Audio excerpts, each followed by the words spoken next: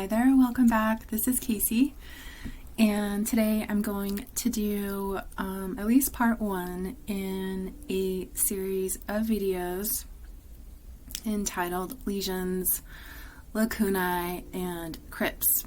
So this is quite a lengthy topic, and in today's video I would like to introduce the overall concept of what the lesion is and how it relates to iridology and how it's seen in its many forms in the iris. And then we will start with talking about the open lesion, as we can see evidenced in this iris we have. And then in the next video, we're going to get into some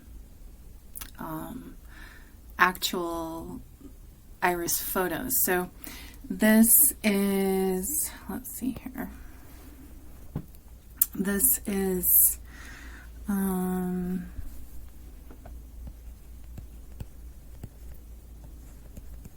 an artistic rendition of an iris, and as I can see it, it absolutely would be based on an actual iris. And I think that, I don't know, I enjoy looking at this guy's art and working with it in the lesson, so I hope you guys like that too. The only thing is, I mean, yes, it is, I've seen a lot of irises with similar features. He does tend to, I hear the word like saturate, so the colors are, it's like it's well saturated color-wise. Anyway, we're going to look at this iris and I'm going to show you some open lesions and how those fibers are translating into the lesion and how that lesion may at some point become enclosed and a closed lesion. And then in the next video, like I said, we'll get into some photos and we'll go from there. Okay, so if you have any questions, if there's anything I don't mention that you're wondering about, feel free to reach out. And if I have any thoughts, I will make sure to include those in the next video. Okay? All right, so the definition of lesion comes from the Latin lesion, and this should be actually italicized, but whatever. From ledere, to injure. So in iridology, how does a lesion translate?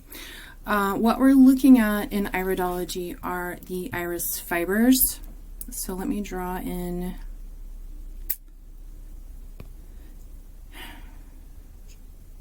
some iris fibers for you guys. So here, this would be an area I would consider an open lesion. And you can still see the iris fibers within that lesion. However, they have separated to some degree. So that in iridology would indicate that there has been injury or harm. Now, let me make some notes here. So we have open and closed lesions. And then I want to mention, and we'll get back to that, I want to mention that this is a genotype marking. So it's a genetic feature found in the iris. There is nuance to that, however. So for the most part, lesions and lacuna are genetic. You'll inherit like the location for the most part, the size, and sometimes the nature, like the color, but there's also a lot of variation in what's going on within that lesion. Okay, so you can have different color variations. You can be able to see the iris fibers underneath the congestion under magnification or not. Sometimes it's so thick. And that would be more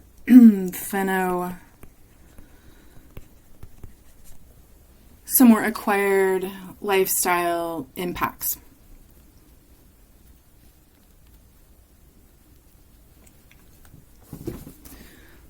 Okay, so with the lesions, lesion would be sort of like a catch-all or overall category, and then the lacunas or the lacunae and the crypts would be found within that that concept of injury.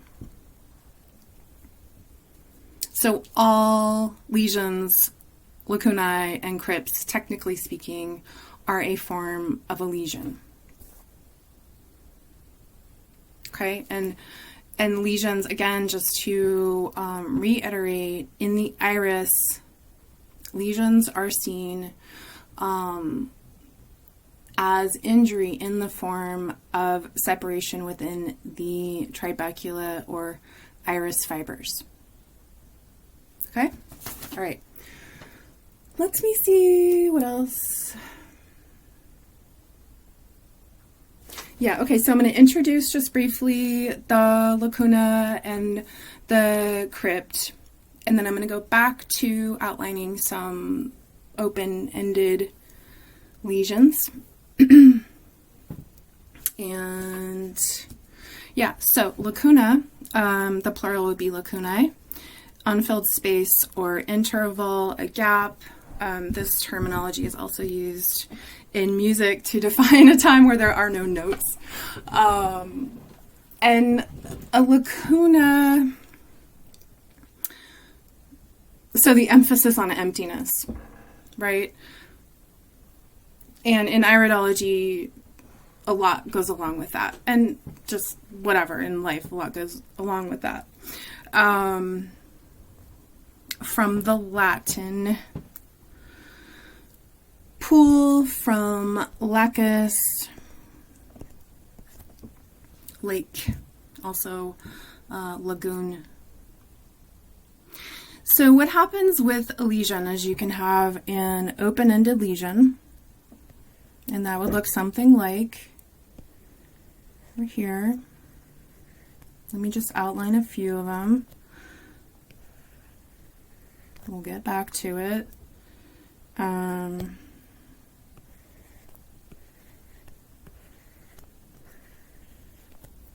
This would be the most prominent lesion in this iris here. I keep saying here, but okay, so let's map the...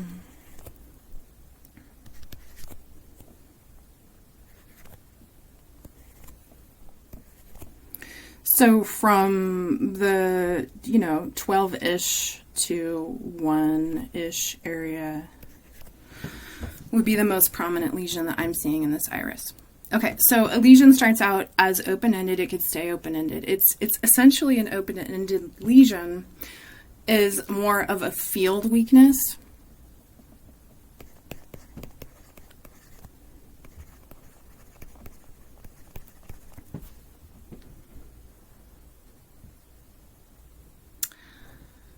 And once it encapsulates, if it does encapsulate, it will turn into more of like an oval or like a teardrop. And that would be your traditional lacuna. Okay, so pool.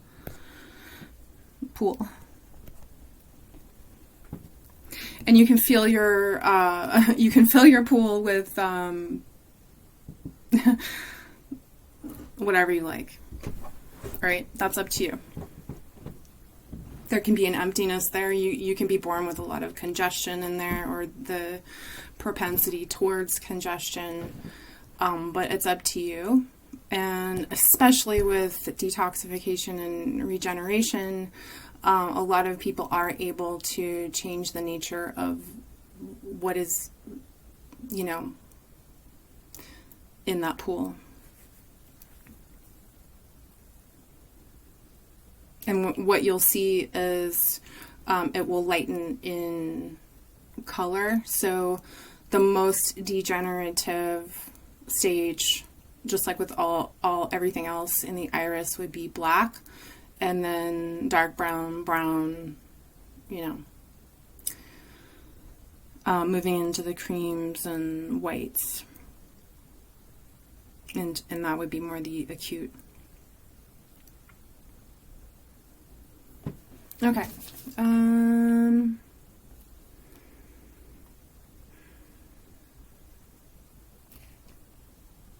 There are several different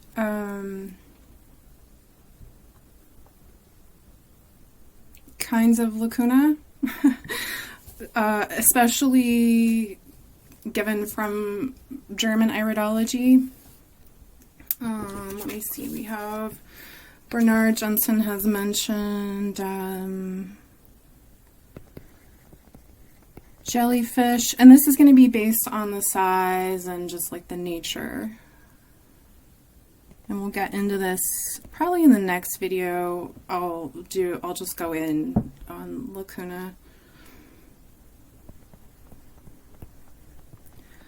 Honeycomb. Okay, so you name it.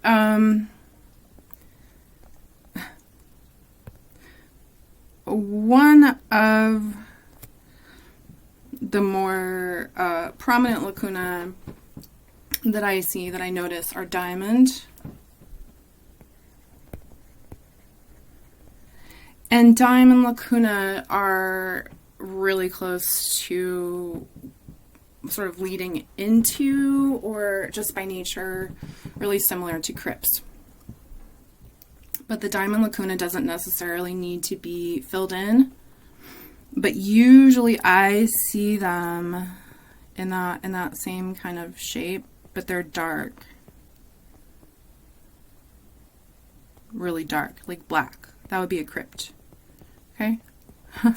And yeah, it is, as especially according to the German iridologists,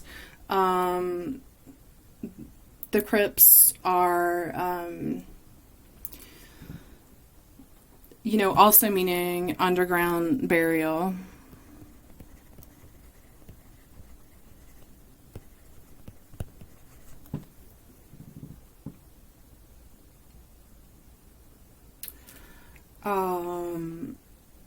They are quite serious and indicative of something deeply hidden that requires attention. And we'll go more into that. All right, so let's look now just overall at how lesions and lacuna and crypts and the concept of injury and separation in the trabeculae reflect on iridology. So as an iridologist, if you're studying iridology, if you're just looking at your eyes, whatever, you should know that this is probably, I would say, one of the most key aspects to, if not the most significant component of an iris reading. And that's because you can see the overall constitution from the health of the trabecula, just like the nature of them, how closely woven, how straight they are. And then you can also see, depending on where they've separated and become lacunas, or lacunae, depending on what area that is, when you're mapping out the iris, that's going to tell you that there's a weakness, or, you know, it can get more specific. Some kind of weakness or tissue compromise in a very specific area, namely an organ, a gland, you know, specific areas of the brain, body systems, all that. The anatomy as well, so the spine, the bones and muscles.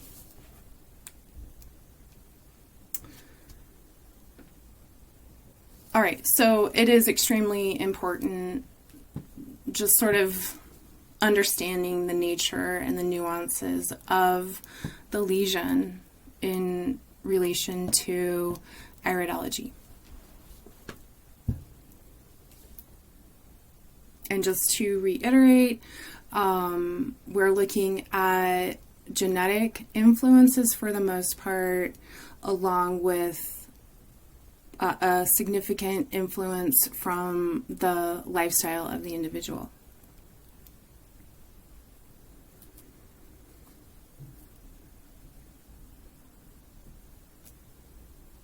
Okay, I'm going to show you a few open-ended lesions and then how they encapsulate themselves, and that's going to be it for today. So one thing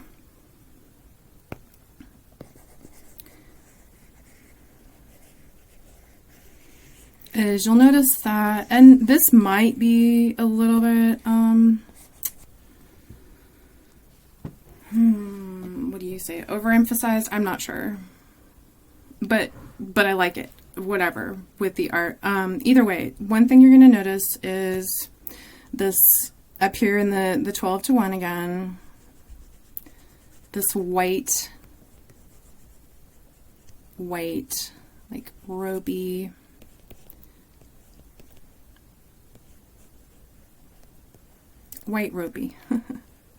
and this is sort of outlining, it's outlining a few things. It's essentially outlining the bowel wall.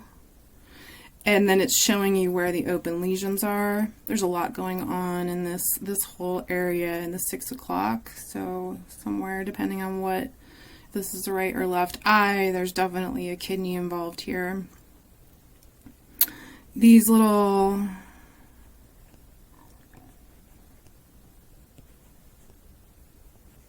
okay, so these little very specific iris fiber separations would be leaning towards, I would say, more of a diamond lacuna. But a lot going on in that 6 o'clock area. A general field weakness, certainly. And likewise in the 9 o'clock, probably the lungs. All right, so back to what is that white ropey stuff? That is lymphatic, heavy lymphatic congestion. From my perspective, and I'm guessing Dr. Morse, because I trained with him, he would probably not just agree with me, but I think I'm agreeing with him that I learned it from him. That is very thick lymphatic congestion.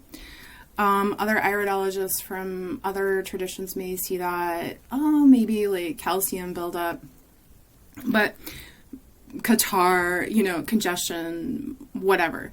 Either way, it is an encapsulation or a partial encapsulation. Okay, but you can see that they're all pretty much open-ended and leading out towards the skin.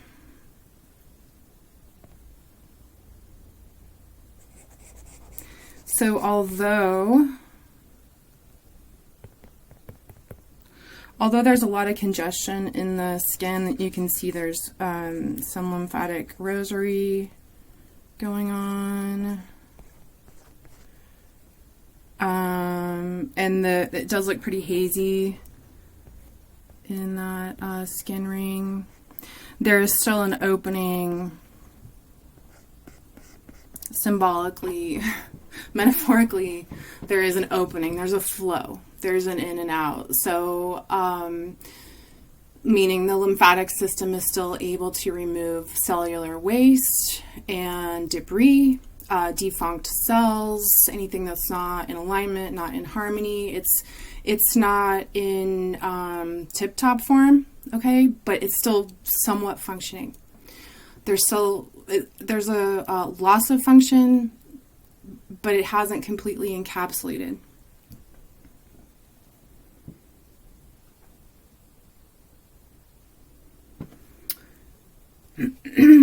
So why the ropey?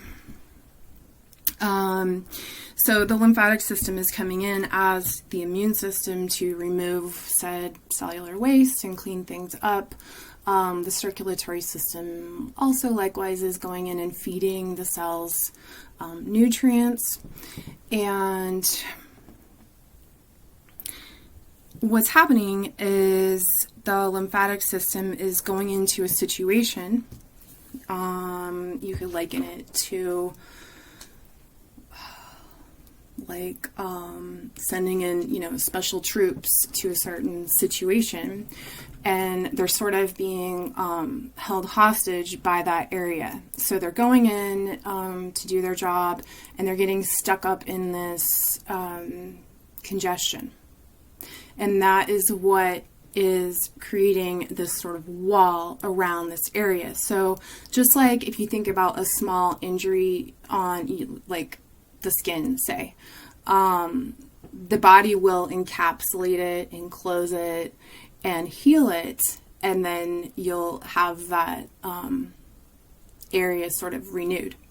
So that's similar to what is going on. The body is sort of encapsulating it, but the way it's happening is that the lymphatic system is attempting to remove this waste. It's just going in like a little army, like a special army, and trying to improve the health of this area. But somehow the conditions just don't allow it to completely do its work. All right, so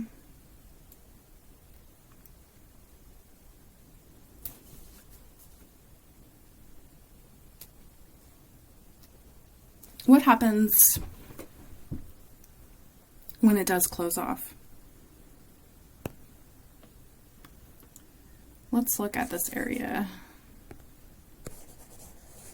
Over here, there's a couple of great... Okay, this 9 o'clock area, 10 o'clock-ish, we have what you can see has been an area of an open lesion.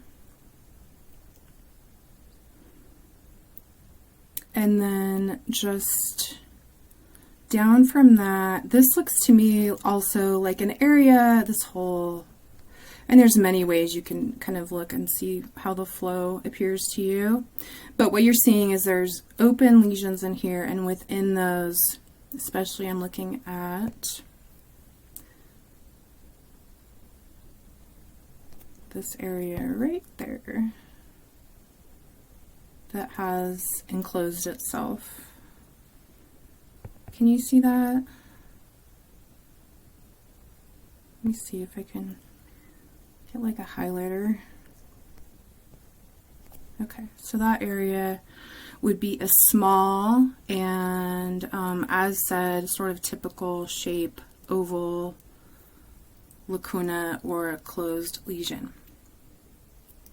And really, if you look at the rest of the iris, and if you're determining the bowel wall,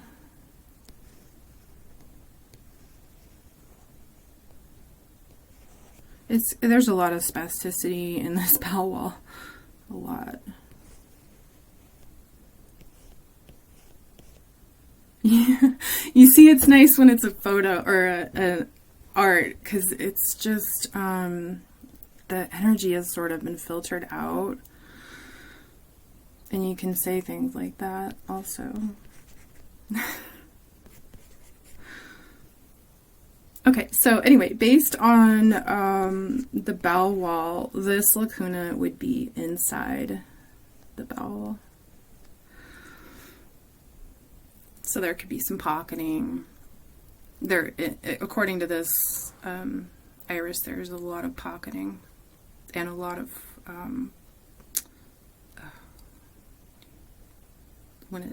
like spasticity. I'm not thinking of the word, but when it just kind of blows itself out. All right.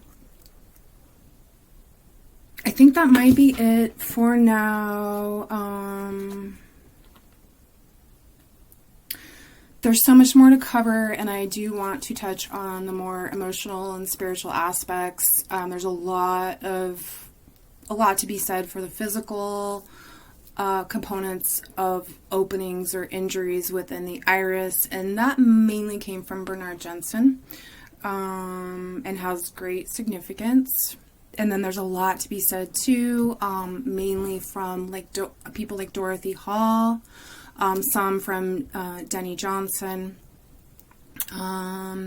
who also speak to and have years and years of experience to the emotional significance of these openings, these spaces, and what they represent.